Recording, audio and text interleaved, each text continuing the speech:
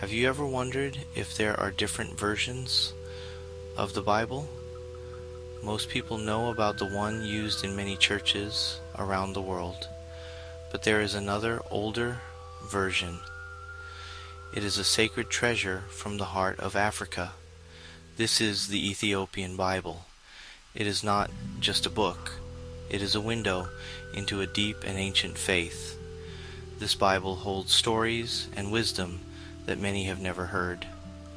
It invites us to look at the story of God from a new perspective, one that has been carefully preserved for centuries on a high plateau in Ethiopia. What makes this Bible so special? It is one of the oldest and most complete Bibles in the world. The Ethiopian Orthodox Tewahedo Church, one of the first Christian communities, has protected it. While other Bibles have 66 or 73 books, the full Ethiopian Bible has 81. This is because the church leaders in Ethiopia decided to include books that others left out. They believe these texts were also inspired by God and held important lessons for their people. And this makes the Ethiopian Bible a unique collection of sacred writings, offering a fuller picture of early Christian thought. The journey of the Ethiopian Bible is a story of faith and devotion.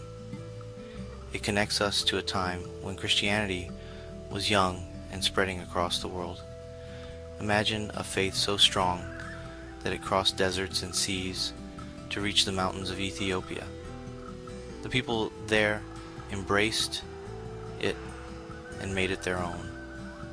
They did not just accept the texts, they guarded them, copied them by hand, and passed them down from one generation to the next. This Bible is a testament to their enduring belief and their commitment to preserving what they hold sacred. This ancient book challenges what we think we know about the Bible. It shows us that the story of faith is not a single, straight line. Instead, it is more like a great river with many streams flowing into it. The Ethiopian tradition is one of those powerful streams. By exploring it, we can enrich our own understanding of God and humanity. It asks us to open our minds and listen to voices from a different time and place. It's a journey that can lead to surprising discoveries and a deeper appreciation for the many ways people connect with the divine. To understand the Ethiopian Bible, we must travel back in time. We go back to the 4th century to the ancient kingdom of Aksum. This powerful kingdom was located in what is now modern-day Ethiopia and Eritrea. It was here that Christianity took root very early. The story tells of a young man named Fermentius, who was shipwrecked and brought to the royal court. He shared his Christian faith with the king, and soon the entire kingdom embraced this new religion. This was a pivotal moment in history, making Ethiopia one of the first nations to officially adopt Christianity. With this new faith came the need for sacred texts. The Bible was first translated into the local language, Ge'ez, around the 5th century. Ge'ez is an ancient language that is no longer spoken in everyday life, but it remains the holy language of the Ethiopian Orthodox Tewahedo Church. Imagine scribes working by candlelight in monasteries carved into rock. They painstakingly translated the scriptures from Greek into their own tongue. This was not a quick process. It was an act of worship that took many years, ensuring the words of God could be read and understood by their people. The Ethiopian Bible's collection of books is called the Canon. The decision of which books to include was made by the church leaders in Ethiopia, independent of the councils held in Europe. This is why their Bible has more books. They included texts like the Book of Enoch and the Book of Jubilees. These books were known and read by early Christians and Jewish communities, but they were eventually left out of other Bibles. The Ethiopian church, however, saw them as important and divinely inspired, so they kept them as part of their holy scripture. This history shows us something remarkable about the Ethiopian faith. It has a long, unbroken tradition that stretches back to the very early days of Christianity. The church did not just receive a collection of books, it actively participated in forming its own sacred library. They were not just followers, they were guardians of a unique spiritual heritage. The creation of their Bible was an act of cultural and religious self-determination. It is a powerful story of how a community defines its own connection to God, preserving ancient wisdom for all of humanity. The language of the Ethiopian Bible is Ge'ez. Think of it like Latin for the Roman Catholic Church. While people in Ethiopia today speak languages like Amharic or Tigrinya, Ge'ez is reserved for worship and prayer. Priests and deacons study for many years to learn how to read, chant, and understand this ancient tongue. When you attend a service in an Ethiopian Orthodox church, you will hear the rhythmic chanting of Ge'ez. It is a sound that has echoed in their churches for more than 1,500 years, connecting the present-day worshipers directly to their ancestors in faith. The extra books in the Ethiopian Bible give us fascinating stories and lessons. Let's look at the Book of Enoch. This book is written from the perspective of Enoch, the great-grandfather of Noah. It tells of his journeys to heaven, where angels show him great secrets. He learns about the stars and the calendar, the nature of good and evil, and the coming of a final judgment. It is a book filled with vivid imagery of angels, fallen spirits, and cosmic wonders. For the Ethiopian church, Enoch's story is a powerful revelation about the universe and God's divine plan.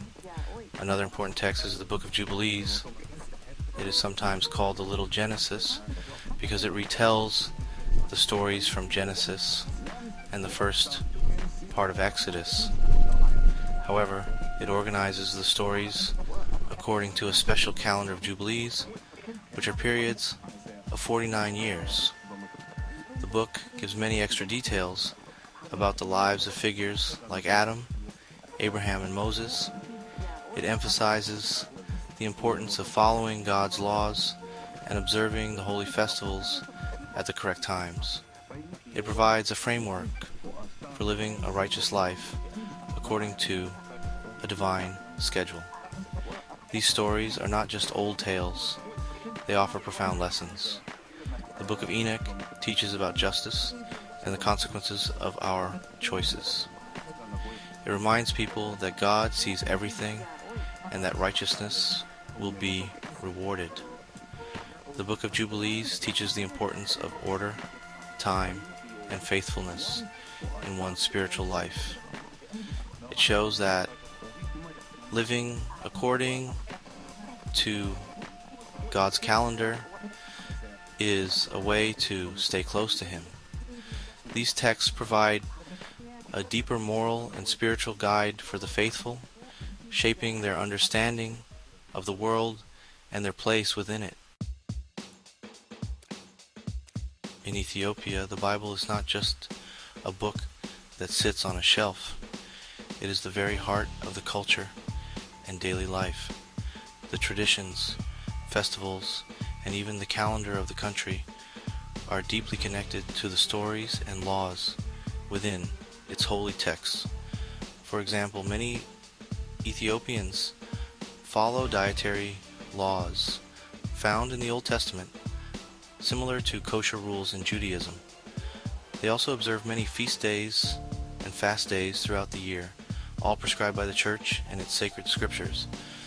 Faith is woven into the fabric of society in a way that is visible everywhere you look.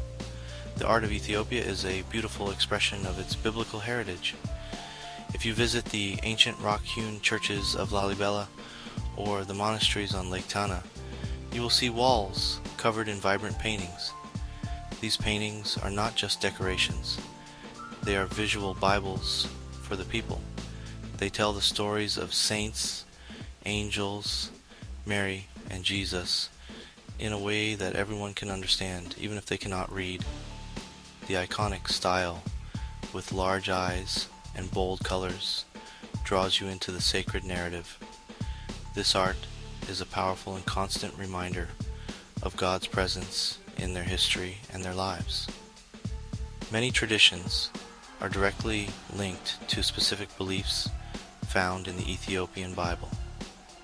For instance, the Ethiopian Church holds a strong belief that the Ark of the Covenant, the chest that held the Ten Commandments, was brought to Ethiopia.